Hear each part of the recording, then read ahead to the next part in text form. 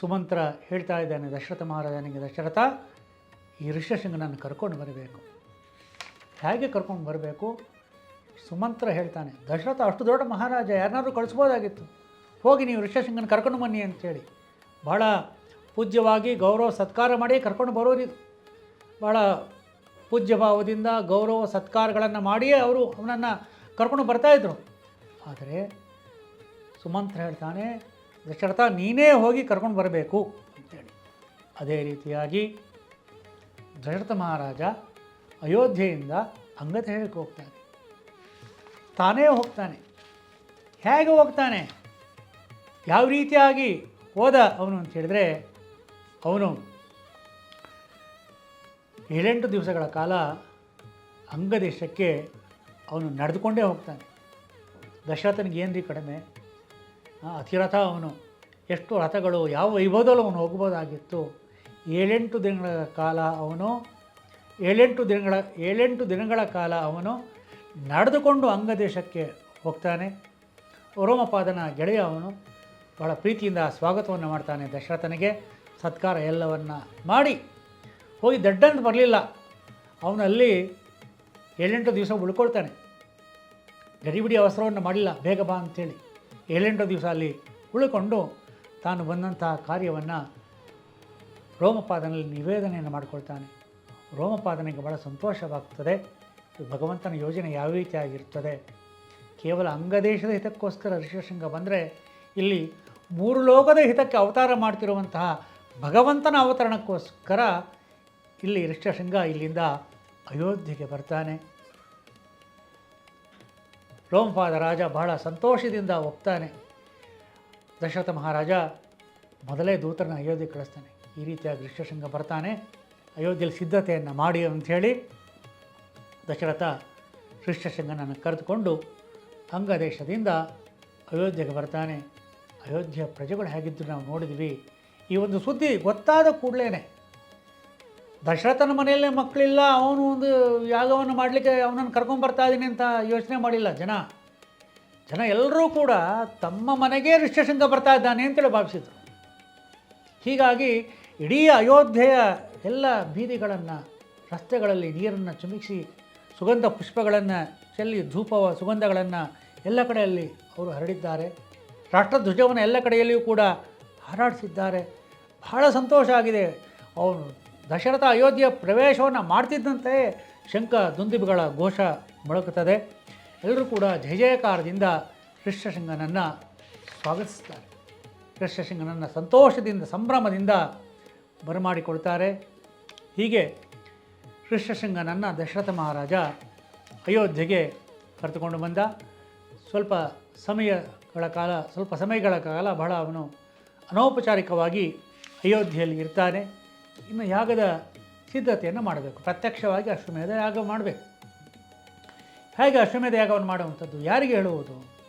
ದಶರಥ ತಾನು ಹೋಗಿ ವಸಿಷ್ಠರಲ್ಲಿ ಪ್ರಾರ್ಥನೆ ಮಾಡಿಕೊಳ್ತಾನೆ. ನೀವು ನಮ್ಮ ವಂಶದ ರಾಜ ಪುರೋಹಿತರು, ಕುಲಗುರುಗಳು, ತಾವು ಎಲ್ಲವನ್ನೂ ಕೂಡ ಬಹಳ ಚೆನ್ನಾಗಿ ನಮಗೆ ನಡೆಸ್ಕೊಡ್ಬೇಕು.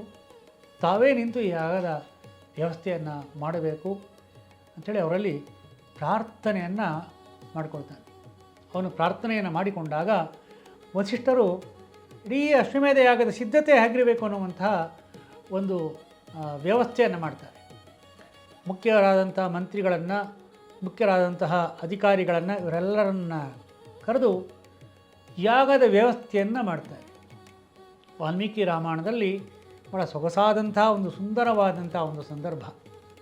ನಾವು ನಮ್ಮ ಮನೆಯಲ್ಲಿ ಯಾವುದೇ ಒಂದು ಕಾರ್ಯಕ್ರಮವನ್ನು ಮಾಡಬೇಕಾದ್ರೆ ಅಥವಾ ಒಂದು ಸಂಸ್ಥೆಯಲ್ಲಿ ಒಂದು ಕಾರ್ಯಕ್ರಮ ಆಗಬೇಕಾದ್ರೆ ಅದಕ್ಕೆ ಮೊದಲು ಸಿದ್ಧತೆಯನ್ನು ಮಾಡ್ಕೊಳ್ತೀವಿ.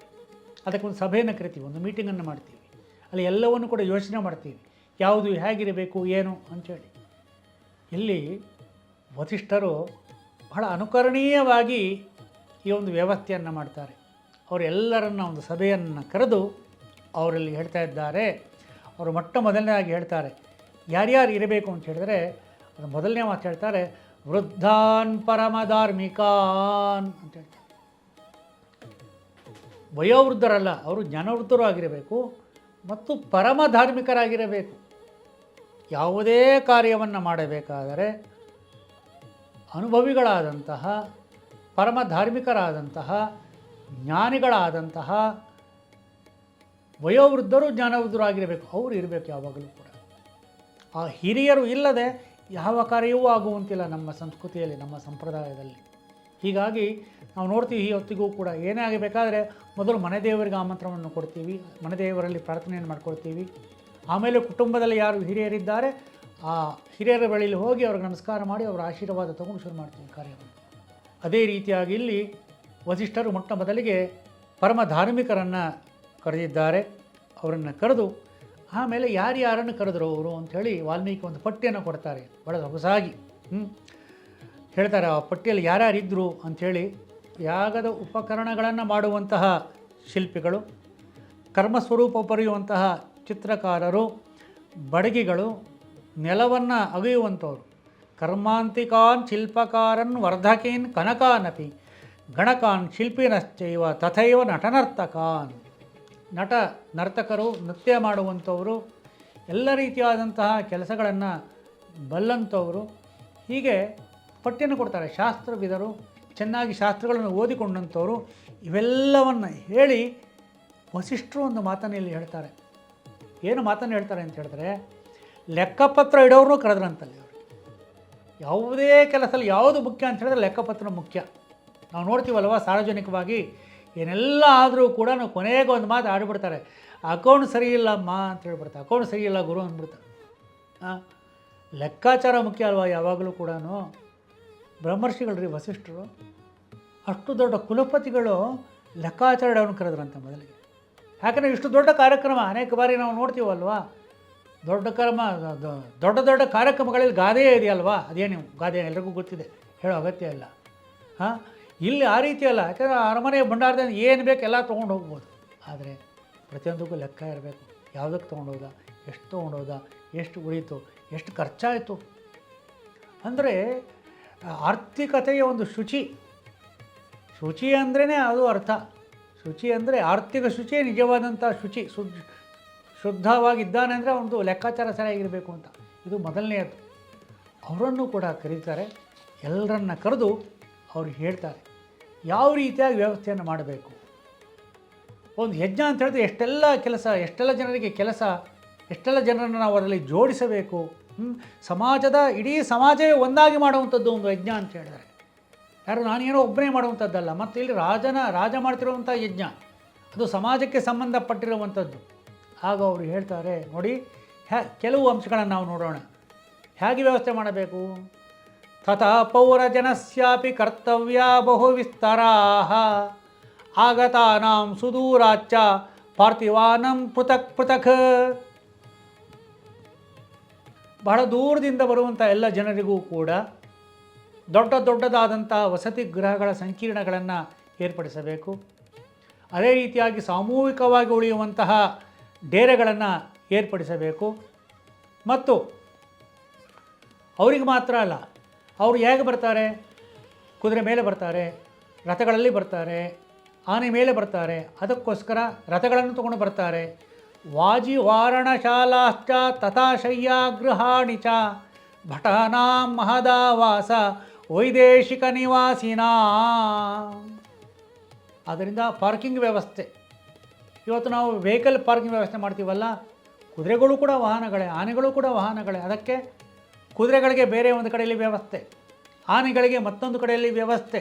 ಅದೇ ರೀತಿಯಾಗಿ ಬರುವಂಥ ಸೇವಕರಿಗೆ, ಅದರ ಚಾಲಕರಿಗೆ, ರಥಿಕರಿಗೆ, ಇನ್ಯಾರೋ ಸೇವಕರಿದ್ದರು ಅವರಿಗೆ ಭಟಾನಾ ಮಹದಾವಾಸ. ಹಾಗೆ ವಿದೇಶಗಳಿಂದ ಜನ ಬರ್ತಾರೆ, ವೈದೇಶಿಕ ನಿವಾಸಿನಾಂ, ಅವರೆಲ್ಲರಿಗೂ ಕೂಡ ಬೇರೆ ಬೇರೆ ವ್ಯವಸ್ಥೆ, ಎಲ್ಲವೂ ಕೂಡ ಅಚ್ಚುಕಟ್ಟಾಗಿ ಆಗಬೇಕು. ಮಲಗುವ ವ್ಯವಸ್ಥೆ ಸರಿಯಾಗಿ ಆಗಬೇಕು. ಹೀಗಂಥೇಳಿ ಆಯಿತು ಮಾಡಿದ್ದೀವಿ ಅಂತೇಳಿ ದೊಡ್ಡ ಟೆಂಟಾಗಿ ಬಿಟ್ಬಿಡ್ತಾರೆ ಅನೇಕ ಸಲ ದೊಡ್ಡ ಕಾರ್ಯಕ್ರಮ ಅಂತೇಳಿ. ಒಂದು ಕಡೆ ನೀರಿರುತ್ತೆ, ಒಂದು ಕಡೆ ನೀರಿರೋದಿಲ್ಲ, ಇನ್ನೇನೋ ಆಹಾರ ಬಂತು, ಇನ್ನೇನೋ ಹೋಯಿತು, ಆ ರೀತಿ ಅಲ್ಲ. ಇಲ್ಲಿ ಹೇಳ್ತಾ ಇದ್ದಾರೆ, ಆವಾಸ ಭೂಭಕ್ಷ್ಯ ವೈ ಸರ್ವಕಾಮೈರುಪಸ್ಥಿತಾ ಪೌರಜಾನಪದಸ್ಯಾಪಿ ಜನಸ್ಯ ಬಹುಶೋಭನಂ. ಅಲ್ಲಿ ಏನು ಬೇಕೋ ಎಲ್ಲ ವ್ಯವಸ್ಥೆಯೂ ಇರಬೇಕಲ್ಲಿ, ಎಲ್ಲ ರೀತಿಯಾದ ಆಹಾರ ಪದಾರ್ಥ ಇರಬೇಕಲ್ಲಿ. ಉತ್ತರದಿಂದ ಬಂದವ್ರಿಗೆ ರೊಟ್ಟಿ ಇರಬೇಕು, ಚಪಾತಿ ಇರಬೇಕು, ಇನ್ನೊಂದು ಕಡೆಯಿಂದ ಬಂದವ್ರಿಗೆ ಇನ್ಯಾವುದೋ ಆಹಾರ ಬೇಕು, ಅದಿರಬೇಕು ಅಲ್ಲಿ. ಮತ್ತು ಏನೇನು ಬೇಕೋ ಅವ್ರಿಗೆ ಎಲ್ಲವೂ ಕೂಡ ಅಲ್ಲಿ ಇರಬೇಕು. ಮತ್ತು ಬರೀ ನಗರವಾಸಿಗಳು ಬರೋದಿಲ್ಲ, ಪೌರಜಾನಪದಸ್ಯಾಪಿ, ಹಳ್ಳಿಗಳಿಂದಲೂ ಜನ ಬರ್ತಾರೆ, ಗ್ರಾಮಾಂತರದಿಂದ ಜನ ಬರ್ತಾರೆ, ಜನಪದಗಳಿಂದ ಜನ ಬರ್ತಾರೆ, ನಗರಗಳಿಂದ ಜನ ಬರ್ತಾರೆ. ಅವರೆಲ್ಲರಿಗೂ ಏನೇನು ಬೇಕೋ ಎಲ್ಲ ವ್ಯವಸ್ಥೆ ಚೆನ್ನಾಗಿ ಆಗಬೇಕು, ಅವರವರಿಗೆ ತಕ್ಕಂತೆ ಆಗಬೇಕಲ್ಲಿ. ಹೇಳ್ತಿರೋರು ಯಾರೋ ಒಬ್ಬ MBA ಮಾಡಿರುವಂಥ ಮ್ಯಾನೇಜರ್ ಅಲ್ಲ, ಅಥವಾ ಕಂಪನಿಯ CEO ಅಥವಾ ಯಾವುದೋ ಅಧಿಕಾರಿ ಅಲ್ಲ. ಬ್ರಹ್ಮರ್ಷಿಗಳು ಹೇಳ್ತಾ ಇದ್ದಾರೆ, ವಸಿಷ್ಠರು ಹೇಳ್ತಾ ಇದ್ದಾರೆ. ಮತ್ತು ಹೇಳ್ತಾ ಇದ್ದಾರೆ ಭಾಳ ಮುಖ್ಯವಾದ ಮಾತು ಮುಂದಿನದ್ದು, ದಾತವ್ಯಮನ್ನಂ ವಿಧಿವತ್ ಸತ್ಕೃತ್ಯ ನತುಲೀಲಯ ಸರ್ವೇ ವರ್ಣ ಯಥಾ ಪೂಜಾಂ ಪ್ರಾಪ್ನುವಂತಿ ಸುಸತ್ಕೃತಾಃ. ಇದರಿಗೆ ಮುಖ್ಯವಾಗಿರುವಂಥದ್ದು ಆ ಅನ್ನಕ್ಕೆ ಎಷ್ಟು ಪ್ರಾಮುಖ್ಯತೆಯನ್ನು ಕೊಟ್ಟಿದ್ದೀವಿ ನಾವು, ಹೇಗೆ ಕೊಡಬೇಕು ನಾವು. ಬೇಕಾಬಿಟ್ಟಿಯಾಗಿ ಕೊಡುವಂಥದ್ದಲ್ಲ, ಅಲ್ಲೆಲ್ಲೋ ಹೋಗ್ತೀವಿ ಅಂತೇಳಿ ಹಾಕುವಂಥದ್ದಲ್ಲ, ಇನ್ಯಾವುದೋ ರೀತಿಯಲ್ಲಿ ಕೊಡುವಂಥದ್ದಲ್ಲ.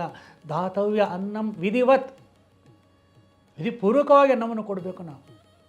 ಅನ್ನ ಬ್ರಹ್ಮ ಅಂತ ಹೇಳ್ತೀವಿ ನಾವು, ಅದನ್ನು ಯಾವುದೋ ರೀತಿಯಲ್ಲಿ ಕೊಡುವಂಥದ್ದಲ್ಲ, ಹೇಗೋ ಕೊಡುವಂಥದ್ದಲ್ಲ.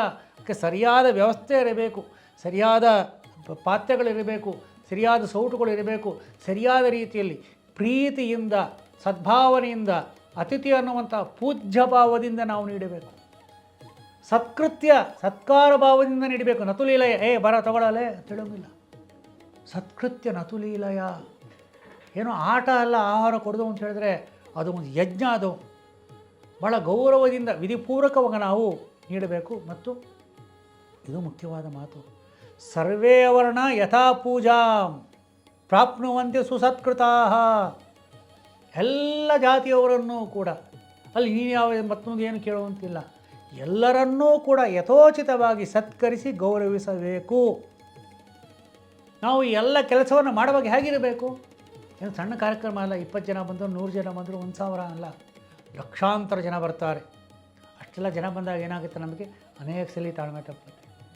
ಹಾಕ್ತೀವಿಲ್ಲರಿ ಹೆಣ್ಣು, ಅಲ್ಲಿದೆ ಹೋಗಿ ನೋಡ್ರಿ, ಇಲ್ಲ ಹೇಳ್ತಾರೆ. ನ ಚಾವಜ್ಞ ಪ್ರಯೋಕ್ತವ್ಯ ಕಾಮಕ್ರೋಧ ವಶಾದಪಿ. ಕಾಮಕ್ರೋಧಗಳಿಂದ ಯಾರಿಗೂ ಕೂಡ ಕೆಟ್ಟ ಮಾತುಗಳನ್ನು ಆಡಬಾರ್ದು, ಬೇಡವಾದ ಮಾತುಗಳನ್ನು ಆಡಬಾರ್ದು.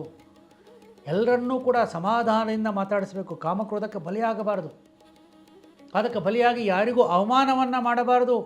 ಎಲ್ರಿಗೂ ಕೂಡ ಏನೇನು ಅವ್ರಿಗೆ ಯೋಗ್ಯತೆ, ಅವರ ಯೋಗ್ಯತೆಗೆ ತಕ್ಕಂತೆ, ಅವರ ಒಂದು ಸ್ಥಾನಕ್ಕೆ ತಕ್ಕಂತೆ ನಾವು ಅವರಿಗೆ ಮರ್ಯಾದೆಯನ್ನು ಮಾಡಬೇಕು. ಯಾರಿಗೂ ತಮಾಷೆ ಮಾಡಬಾರ್ದು ಹೇಳ್ತಾರೆ. ಯಥಾ ಸರ್ವಂ ಸುವಿಹಿತಂ ನ ಕಿಂಚಿತ್ ಪರಿಹೀಯತೆ. ಯಾರಿಗೂ ಕೂಡ ಸ್ವಲ್ಪವೂ ಕೂಡ ನೀವು ಅವಮಾನವನ್ನು ಮಾಡದೆ, ತಮಾಷೆಯನ್ನು ಮಾಡದೆ, ಹಾಸ್ಯವನ್ನು ಮಾಡದೆ, ಪ್ರೀತಿ ವಿಶ್ವಾಸದಿಂದ, ಆತ್ಮೀಯತೆಯಿಂದ, ಪ್ರೇಮದಿಂದ ಅವರಿಗೆ ಉಣಬಡಿಸಬೇಕು.